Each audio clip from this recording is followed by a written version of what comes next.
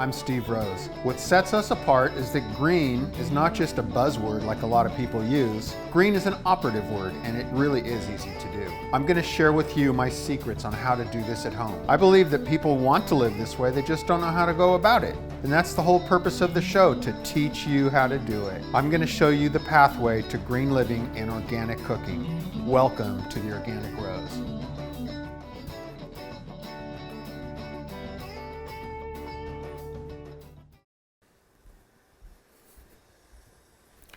Welcome to the Organic Rose. Today, it's all about compost. What you can do with it, how you make it, what the benefits of it are. I'm going to show you a trick that my son actually taught me.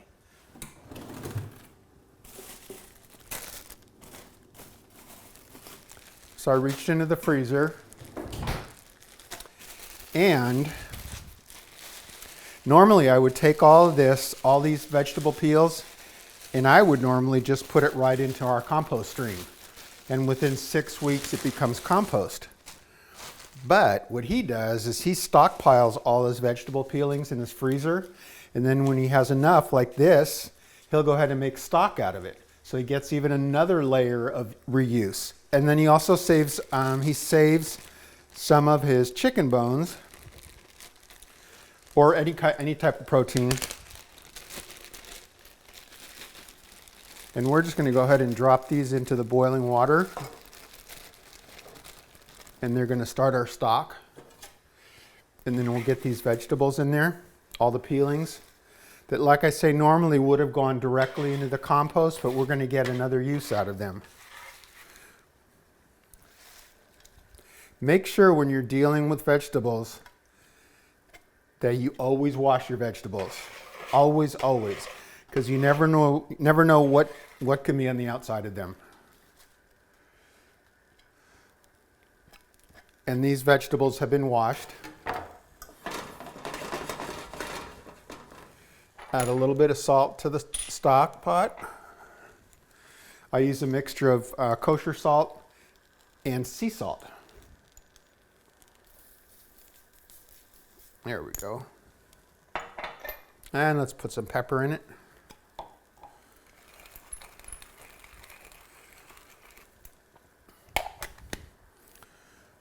Okay. Now we're going to go ahead and put the lid on it. Oops. So I stockpile everything in the freezer, keeping the protein separate from the vegetables. But like I say, always make sure you wash your vegetables very good. And then I stockpile all that in my freezer until I have enough material, vegetable peels and protein, to make myself a pot of stock. And it's coming along pretty good. So stock can be used for a myriad of things: soups, sauces, just straight broth itself. And what I like to do is make my own instead of buying it from the store. And then you have another reuse of those vegetable peels to make yourself some stock. So what is compost? Good question. Got a half an answer for you. It can be a mixture of vegetable matter. It could be coffee grounds. It could be coffee filters. It could be eggshells.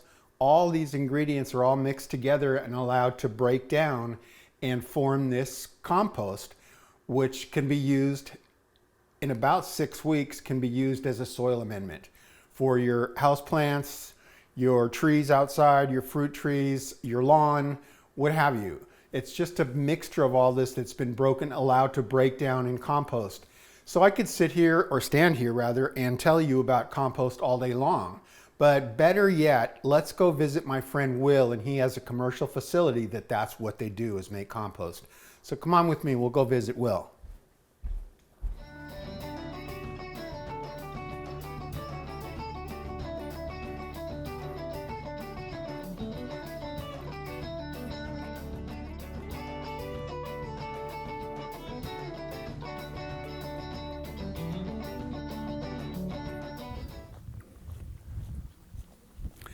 Wil, I'm Steve. Hi, Wil. Nice to meet you. Good to meet you. Where are we at here? We're at the West Marine Compost, the compost site here. What a beautiful spot. Thank you. It's just Thank like you. I'm surrounded by all this black gold. A black gold set in a bucolic setting out here, right? Beautiful. It's gorgeous. Beautiful. Yeah. Tell me about what you do here. Okay, so West Marine Compost is its goal is basically to recycle organics, both from the residents here in the West County, so they don't have to drive all the way to the central corridor to bring their yard debris to waste management out there. We also have a lot of horse ranches in this area, and they need to go somewhere with the horse manure, so that comes over here. And then we have a dairy out here, and so we solve the dairy manure problem as well, and combine those together and make this black gold out here that you see. Awesome. So give me a day in the life of this compost facility. Okay, well, material comes in and you see the lighter piles, the tall piles in the background out there. So we get horse manure, dairy manure coming in. That's being blended. The darker, the tallest pile out there, that's basically a blend of horse manure, yard debris, and dairy manure. That is ready to go into a row here right now, and so we always want to keep these rows filled, because that means that material is actively composting, right? Then we need to get oxygen in there, because the microbes need oxygen. So we have this turning machine out there. And so on a new pile, we go through that twice a week, and then the older piles once a week. That's basically to increase the porosity of that pile so the air can get in. Hot air rises, right? And it's about 140, 150 degrees inside these piles. Hot air rises, and that pulls fresh air in, and it keeps the microbes supplied with oxygen. But that compresses over time, so we need to fluff it up with that machine. So that machine drives over the piles? It's like a giant rototiller that drives over the piles and just turns it and inverts it at the same time. Yes. And so then the residence time of these piles is for a low nitrogen compost. It stays on the ground here for about 14 weeks, and for a high nitrogen compost, it stays on the ground for about 10 weeks. That's where it reaches that maturity that we see out here. And then it's ready to be screened, and that's that green machine in the background out there. It's a little disc screen, the compost goes over it, and these larger woody particles go off on the end, and the fine material goes through, and that's our finished compost that we sell to the public. But then you also sell the screen material, the stuff that... This actually does not make a mulch. So the core stuff goes back into the composting system again, and it's being recycled. Okay. There are other products that actually turn into mulches. Yeah. And then what else goes on here? So, as I said, there's temperature. It's like we need to have a certain temperature in the compost piles. We need to be over 131 degrees to actually have a safe compost that will not have diseases in it. And then in the process, it also will kill weed seeds. So we have something coming around. Every morning they start and take temperatures in these piles. So in every row out here, take 3 temperatures. And that's being recorded to make sure that we are over 131 degrees Fahrenheit. And other than that, that's pretty much the cycle. It's like build compost, monitor it, turn it, screen it, ship it out. Talk about this project over here a little bit. Yes. Again. So what we have here is a little research project done by UC Berkeley, the Silver Lab. It has air sensors around it that take a sniff of the air every 15 seconds. And so it can determine what the upwind is or what the downwind is. And it measures the air quality upwind, and it measures the air quality downwind, and then subtract the upwind from the downwind, and they'll give you the net emissions of that compost pile. What we can do with this system is very accurately determine what kind of greenhouse gases are coming of a compost pile. And that's really important for us to actually understand how this whole system works of global warming. It's like, where can we be most effective in cutting greenhouse gases? And one of the next things that we're going to do is where most of the composting facilities in California will go, I think. And what we're going to do in Sonoma County when we get our facility as Renewable Sonoma back up again is we're going to go what's called aerated static pile. There will be no window turning anymore, because that's a little spike of emissions. You have pipes running underneath the piles that continuously will push air or suck air through these piles. You get a much more control of how much oxygen is in these piles. If you have optimum oxygen in the piles, you have less methane being produced inside these piles. So we can also then put a little biofilter, what we call it, on top, finished compost. Put it on top, that serves as a filter and actually will eliminate emissions from the compost pile, with that system, we can reduce emissions from a full compost facility by 85%. Wow. Yes. I can't wait to see this new facility. It's just It's going to be exciting. state of the art. It's going to be exciting, yes. So what goes on here? Well, we want to make a maximum use of the products that we get in here, right? And we have 3 main ingredients coming in: horse manure, dairy manure, and yard debris. And then we bring in some other stuff as well to get a broader line of products out here. And so what I really look at, and it's the same what I did with Sonoma Compost, is it's like, it does not matter what I think is good, is what does the consumer want, right? Exactly. And so they come in and they'll say, it's like, well, I'm growing vegetables. Well, that means that you have a product that actually vegetables will grow well in. Or they say, well, I have a garden with native plants. Well, now suddenly I don't want to have high nutrient content because the natives don't like that. So I need to have a product that has low nutrient content. They come in and say, well, I have a heavy clay soil. Well, now I want to have a product that actually will make clay soils a little bit lighter. And so that's what we do out here. So it's like we take a look at what does the consumer want and then make that blend. So what we have here is our Nicasio blend, which is a low nutrient content, made of those 3 basic ingredients. And then I take a higher nutrient manure, chicken manure or goat manure, and blend that with it to get a compost that works well for vegetable crops. And then I take rice hulls that are resistant to decomposition, and so you add that to clay soils and make just a lighter mixture. You know, it's like, and we recommend that for use in clay soils. So that gives you a wider variety there. There's also an interest in biochar. So tell me about biochar. Okay, biochar is where you take a woody material and you don't burn it really, but you apply high heat to it, and so you do not allow oxygen to get to it. So it cannot burn, but it goes into a char product. And that char product actually can be applied to the soil that holds water. It's a hotel for microorganisms, and it can hold on to nutrients. So particularly in a sandy soil, I think biochar can be a real value out there. And so we actually add that to the compost so that we charge that biochar during the composting process, so it has the highest function when you add it to the soil. Wow. So I saw, do you have some over there? Is that what that is? We have some biochar sitting out here, yes. Interesting. Yeah. And then what we also do is we have like 4 or 5 different types of mulches. And so we take some of the material that comes in and turn it into different mulches. You know, so we have a walk-on mulch made out of whole trees that we grind up. So for like pathways? For pathways. We have what people are familiar with, the vineyard mulch in Sonoma County and Marin County. They're familiar with that one, which is a nice dark yard debris material that's great for your landscape to put on top of the surface, you know, it's like to conserve water, and it really shows off your plants very nicely. I use it all the time. It's a great product. And then I made another mulch called the ultralight mulch. If you're not in a windy area, it's great because it's kind of hybrid between compost and a mulch. You put it on top and it's a mulch, but it decomposes quite rapidly and will turn into a compost, so you just top feed. And that's a nice product. So, you know, it's like, so again, we look at what's available, what can it do for the yards, what do the consumer want, and create products accordingly. Is that light, the ultralight product or the light product, is that something that we would want to do to build back our soil if we've had to scrape a lot of soil after the fires? Well, there you need to have a multi-pronged approach, right? With the fires, 6 to 12 inches, sometimes even more, was removed from the soil. So it basically means is your best soil is gone.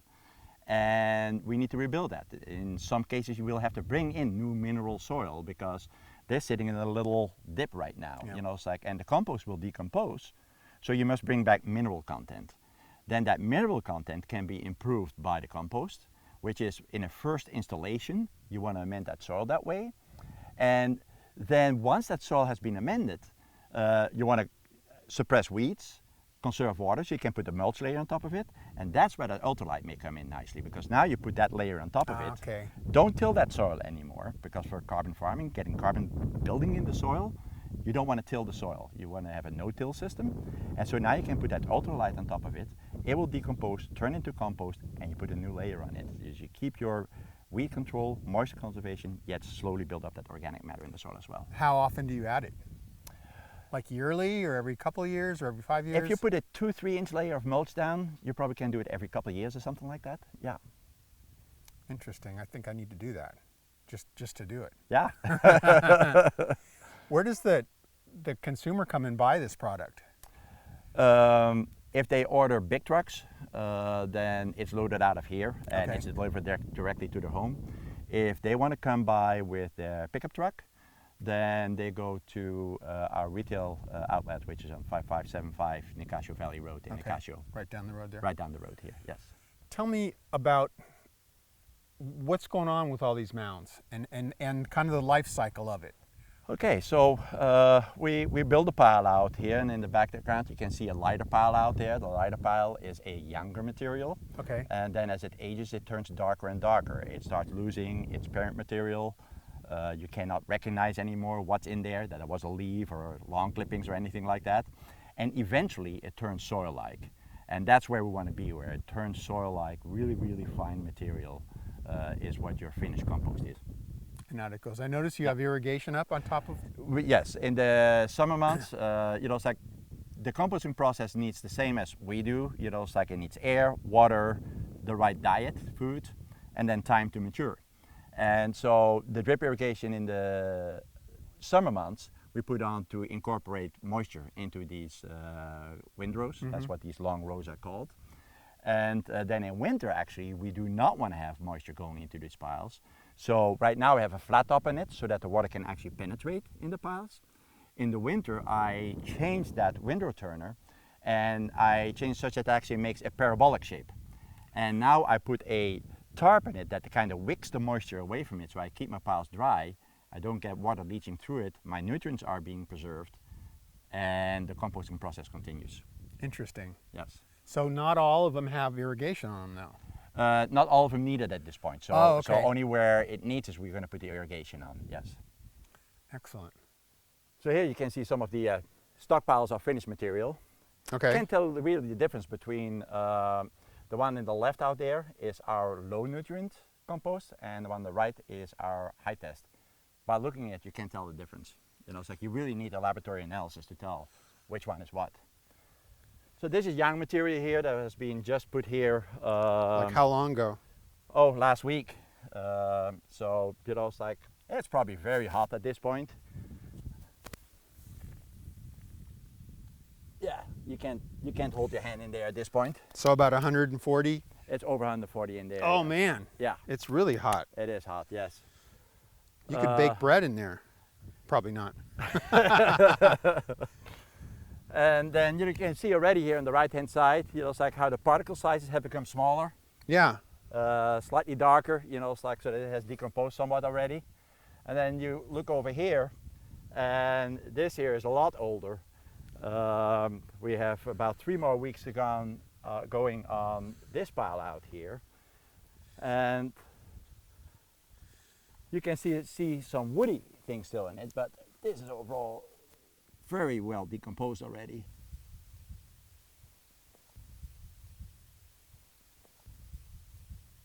This is interesting too here. You see this white stuff? Yeah. That's actinomycetes. And actinomycetes is actually a bacteria. Most people think it's a fungi. It's a bacteria. I've always thought it's a fungi. Yeah, it's a filamentous bacteria. So you can see it with your naked eye. And it's the organism that gives soil its soil-like odor. Yeah. And nice and dark in color, it's like, so that's really a change from that pile to this pile here. What causes the darkness? Oxidation, it's like Okay. when it oxidizes, it turns dark, yes. And yeah, you see my hands out here again, it's like Yep. a nice black stain on it. Okay, so then, it's like when these piles get to their maturity, as I said, it's like this is the low nitrogen compost, it takes 14 weeks. And then back there is a high nitrogen, 10 weeks. Then it's ready to be screened, and that's what this machine here is about. And so it has these little discs underneath that deck out there. So the material bounces on top of that, and the fine material falls through, and then the coarser material comes out at the end out there. And then on this other side of the screen is where our fine compost falls. That is so beloved by our gardeners and farmers. It's a magic machine. Makes the magic. Well, and what's really nice about this machine is that actually that's for the compost process. Now when we make a mulch material, which would be like a pile like that, we can take that and screen that, run it through here. We change the settings, the speed of how fast they turn, and now you can set for a mulch For compost, we get a 1/2 inch product coming out of it. For a mulch, we get an 1.5 inch product coming out of it. So you get a nice coarse product coming out for a Wow, mulch. so it's fully one adjustable. One machine, in 5 minutes, I changed from compost to mulch. Love this machine. Wow, I'll bet. It's probably paid for itself time and time over. It has, yes. Will, thank you so much for everything today, and what a great education. Thank I you, appreciate Steve. it, and My I'll take a pleasure. lot away. And I hope it inspires a lot of people. I love this machine, and yeah, and it's just it's a magic maker.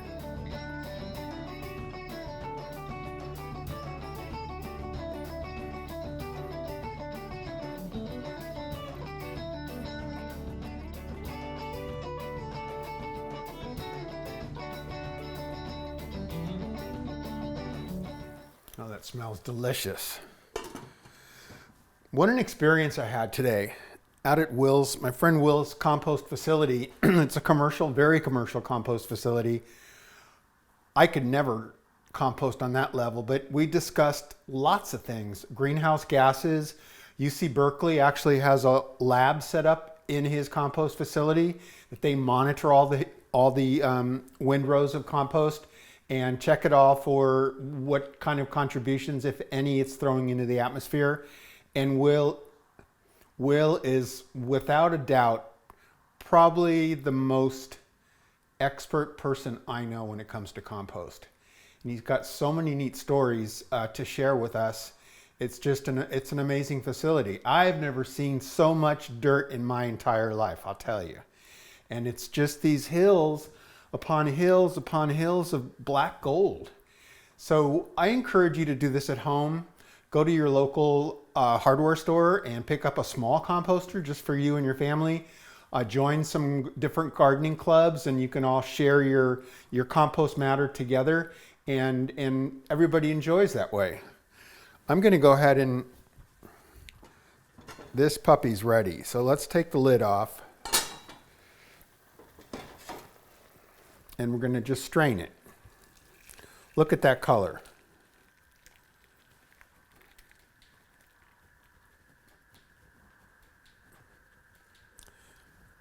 So you've got all the peels in there. Onion peels and garlic peels and carrot peels, and I think there's a little bit of celery in there. And now this can go into the compost. I'll set this over here for now. And look at that color. It's just gorgeous. Let's see what it tastes like.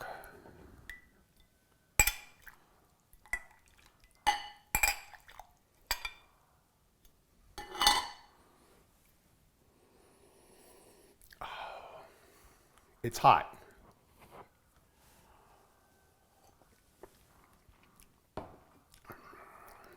Oh, I must have put some hot pepper remnants in there because it's a little spicy. That is really good. So we're going to go ahead and pour this into a shallower pan now so it'll cool fairly rapidly.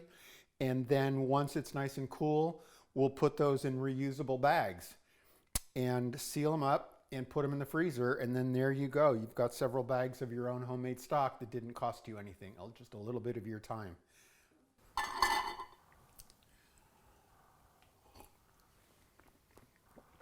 Oh, that's delicious. So here it is. I made my own stock. You can make your own stock at home. The vegetable peels didn't cost anything. It was just a byproduct. And now, after allowing it to cook for a little while, with some protein if you choose to, it made this amazing looking stock. So you're saving money not going to the store to buy something. You're reusing a product and you made it yourself for you and your family. It can be used for various soups or sauces. If only they had such a thing as smell-o-vision and taste-o-vision, because this tastes delicious. So I encourage you to do this at home. Get yourself a compost machine or a compost unit. There's very many of them on the market, all different sizes and shapes and colors, and some are electric, some are manual. But do it. Put a group together and you can all compost together. And that's delicious. Especially on a nice cold rainy day or snowy day. have a big bowl of this together with a nice bottle of red wine, and you're all set. I'll catch you next time on The Organic Rose.